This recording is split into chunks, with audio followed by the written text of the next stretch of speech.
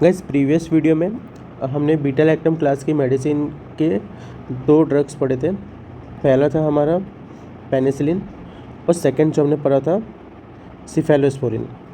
आज हम थर्ड पढ़ने जा रहे हैं कार्बापेनेम्स। तो जो कार्बापेनेम्स है इसका हमने जो फर्स्ट ड्रग बनाया था वो था एमीपेनेम।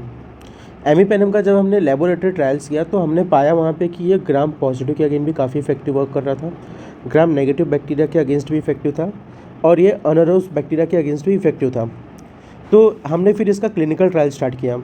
जब इसका हमने क्लिनिकल ट्रायल स्टार्ट किया तो हमने पाया कि ये ना तो ग्राम पॉजिटिव बैक्टीरिया को मार रहा है, ना नेगेटिव को और ना ही एनारोब्स को। ये किसी बैक्टीरिया को ह्यूमन बॉडी में नहीं मार पा रहा है। जब इसकी इन डिटेल रिसर्च की गई तो पाया गया कि जो ह्यूमन किडनी है, ह्यूमन किडनी के अंदर एक एंजाइम होता है जो होता है डिहाइड्रोपेप्टिडेज करके। ये एंजाइम क्या करता था कि ये एंजाइम एमीपेनम को ब्रेक कर देता था, होने की वजह से फंक्शन नहीं कर पाता था। फिर हमने एक ऐसा केमिकल कंपाउंड बनाया जो कि डिहाइड्रोपेप्टिडेज एंजाइम को इनहिबिट कर दे।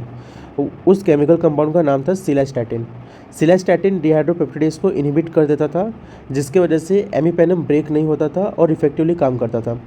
फिर हमने जब पाया उस सिलास्टैटिन के साथ दिया गया एमीपेनम को तो पाया कि ये ग्राम पॉजिटिव को भी मार रहा है, नेगेटिव को भी और एनारोब्स को भी काफ़ी इफेक्टिवली वर्क कर रहा है। लेकिन ये एमीपेनम का कुछ साइड इफ़ेक्ट था। पहला था कि ये सीजर की रिस्क को बढ़ाता था और दूसरा ये था कि ये एमआरएसए में इफेक्टिवली वर्क नहीं करता था। एमआरएसए में सिर्फ सिफेलोस्पोरिन की 5th जनरेशन ही है बीटा लैक्टम की क्लास में जो कि वर्क करते हैं। बाकी सारे मेडिसिन एमआरएसए के अगेंस्ट इफेक्टिव नहीं है। अब ये सीजर की रिस्क को बढ़ाने की वजह से ये कॉन्ट्राइंडिकेटेड होता था एपिलेप्सी के पेशेंट्स में। बाकी ये कौन कौन से डिजीज़ में काम करता था ये देखते हैं पहले। ये सेप्टिसीमिया में वर्क करता था, नोसोकोमियल में इसे हम देते थे, डायबिटिक फुट में देते हैं, निमोनिया में देते हैं, न्यूट्रोपिनिया में देते हैं। अब इनके साइड इफ़ेक्ट होने की वजह से एमीपेनम के हमने कुछ मॉडिफिकेशंस किए और एमीपेनम के नए कंपाउंड्स बनाए जिनका नाम था मेरापेनम, एटापेनम, डोरीपेनम एंड फेरोपेनम।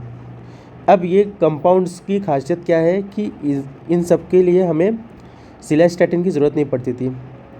अब सिलास्टैटिन की ज़रूरत नहीं पड़ती थी और दूसरा ये सीजर्स के चांस को रिड्यूस कर देते हैं।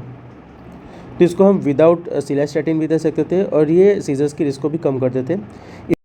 आगे हम कार्बापेनेम्स के कुछ और फ़ायदे देखते हैं, बट उसके पहले एक चीज़ और हम देखते हैं कि ये जो पेनिसिलिन जी था हमारा, ये सिर्फ ग्राम पॉजिटिव के अगेंस्ट ही काम करता था, ग्राम नेगेटिव के अगेंस्ट ये वर्क नहीं करता था। फिर हमने क्या किया कि हमने एक एक्सटेंडेड स्पेक्ट्रम एंटीबायोटिक्स बनाई जो कि ग्राम पॉजिटिव पे भी काम करते थे और ग्राम नेगेटिव पे भी काम करते थे। फिर जब ये चीज़ें बैक्टीरिया ने देखा कि इन्होंने एक एक्सटेंडेड स्पेक्ट्रम एंटीबायोटिक्स बनाई है जो हमारे ग्राम पॉजिटिव क्लास के भी मार रहा है और ग्राम नेगेटिव क्लास के भी बैक्टीरिया को मार रहा है, तो बैक्टीरिया ने भी अपना एक डिफेंस मैकेनिज्म बनाया जिसका नाम था एक्सटेंडेड स्पेक्ट्रम बीटा लैक्टमेस एंजाइम। ये क्या करता था कि जो हमारा बीटा लैक्टम होता था, अब ऑब्वियसली बीटा लैक्टम को ब्रेक करने के लिए हमें बीटा लैक्टमेस एंजाइम चाहिए, तो बैक्टीरिया ने बीटा लैक्टमेस एंजाइम बनाया जो हमारे बीटा लैक्टम को मार देता था। फिर हमने क्या किया कि अब बीटा लैक्टम को मारने के लिए उस बैक्टीरिया ने बीटा लैक्टमेस एंजाइम बनाया। हमने भी क्या किया, हमने हमारे बीटा लैक्टम को एक बुलेट प्रूफ जैकेट पहना के भेजा जिसका नाम था बीटा लैक्टमेस इनहिबिटर्स। ये क्या करते थे कि जो बीटा लैक्टमेस एंजाइम था उसको इनहिबिट कर देते थे, जिसकी वजह से बैक्टीरिया इन्हें मार नहीं पाता था। तो ये ESBL जो बैक्टीरिया ने बनाया था इसने दो खामियां रह गई थी। पहला कि ये बीटा लैक्टमेस इनहिबिटर के अगेंस्ट काम नहीं करता था और दूसरा कि ये कार्बापेनेम्स को ब्रेक नहीं कर पाते थे। तो जो बैक्टीरिया ये ESBL बनाए थे वो कौन सी क्लास में आते थे, वो क्लबसेला के कुछ टाइप्स थे जिन्होंने ESBL को डिज़ाइन किया था खुद के अंदर। बट इन्होंने दो गलतियां छोड़ दी थी कि ये बीटा लैक्टमेस इनहिबिटर्स के अगेंस्ट काम नहीं करते थे और दूसरा कार्बापेनेम्स के अगेंस्ट भी ये वर्क नहीं करते थे। इसलिए जनरली क्लबसेला के इन्फेक्शन में कार्बापेनेम्स हमारा ड्रग ऑफ चॉइस होता है। फिर जब कुछ टाइम बीता और उन्होंने देखा कि बीटा लैक्टमेस इनहिबिटर्स के अगेंस्ट हम वर्क नहीं कर पा रहे हैं और कार्बापेनेम्स के अगेंस्ट भी हमारा डिफेंस सिस्टम वर्क नहीं कर पा रहा है, तो बैक्टीरिया को उनकी मिस्टेक रियलाइज़ हुई और उन्होंने अपने मिस्टेक को रेक्टिफाई किया by making a enzyme metallo beta लैक्टमेस।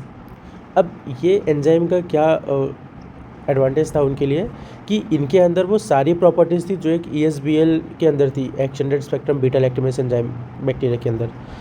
Plus इनके अंदर एक एक्स्ट्रा क्या फीचर्स थे कि ये बीटा लैक्टेमेस इनहिबिटर्स के अगेंस्ट भी वर्क करते थे और कार्बापेनम्स के अगेंस्ट भी ये वर्क करते थे। तो अब जो दो गलतियाँ इन्होंने क्लैप्सिलर ने छोड़ी थी, वो पहली क्या थी, बीटा लैक्टेमेस इनहिबिटर, दूसरी कार्बापेनम के अगेंस्ट ये काम नहीं करते थे। इन्होंने अब उस गलती को भी रेक्टिफाई कर लिया किस एंजाइम के थ्रू, मेटलो बीटा लैक्टेमेस के थ्रू। अब ये बैक्टीरिया तो अब ये ना तो ये बीटा लैक्टेमेस इनहिबिटर से मरते और ना ही ये कार्बापेनम से मरते। अब देखा जाए तो ये बैक्टीरिया अमर हो गए।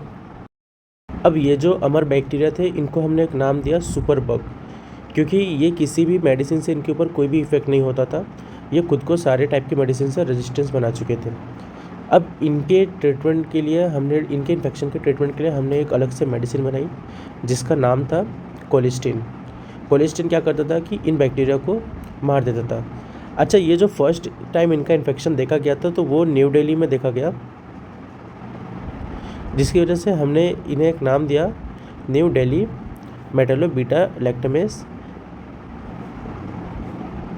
और इन सुपरबग के इन्फेक्शन को ट्रीट करने के लिए जो हमने मेडिसिन यूज़ की वो थी कोलिस्टिन। आगे हम फर्दर देखते हैं फोर्थ क्लास को। फोर्थ क्लास था हमारा मोनोबैक्टम। मोनोबैक्टम में सिर्फ एक मेडिसिन आती है, वो मेडिसिन है हमारी एज़ोट्रियोनेम। अब इसकी हम पहले खासियत देख लेते हैं कि हमने शुरू में पढ़ा था कि जो मोनोबैक्टम है, मोनोबैक्टम क्या है कि इसके अंदर सिर्फ एक ही रिंग प्रेजेंट है, इसके अंदर एलर्जी करने की रिंग प्रेजेंट नहीं है। तो इसमें हमें देखने मिलेगा कोई भी क्रॉस एलर्जी देखने नहीं मिलेगा।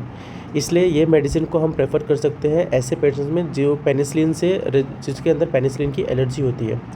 तो ऐसे पेशेंट जो पेनिसिलिन से एलर्जिक है उनमें हम मोनोबैक्टम प्रेफर कर सकते हैं। और दूसरी इसकी प्रॉपर्टी ये है कि ये सिर्फ ग्राम नेगेटिव के अगेंस्ट काम करता है, इंक्लूडिंग स्यूडोमोनास। ये वर्क नहीं करता ग्राम पॉजिटिव बैक्टीरिया में। तो ये थे हमारे क्लास मोनोबैक्टम के बारे में।